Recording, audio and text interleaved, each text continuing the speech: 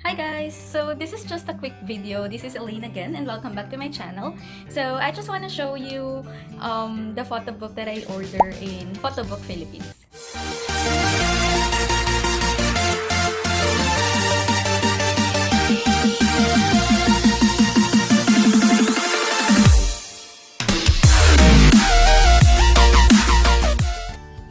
Gusto ko lang i-share yung pag-unbox ko since na-receive ko na siya today. And I'm super excited. And actually, this one, I just ordered this one last week and it arrived already. So, this is from Malaysia.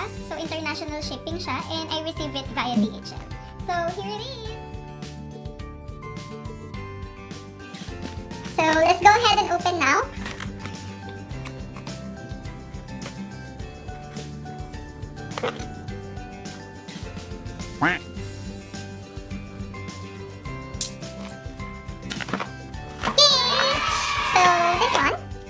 For 5x5 Lil Photobook. Actually, they called it Lil Photobook, and I ordered 4.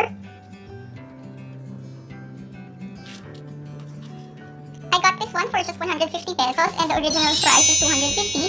And nakakuha ko ng voucher sa Shopee, and this one is a total of 600 pesos. Yeah! So, let me show you.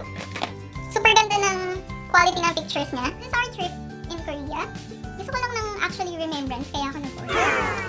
So, this one. And it consists of 20 pages. So, ayan, mataba pa ako dyan. And this is class 2017.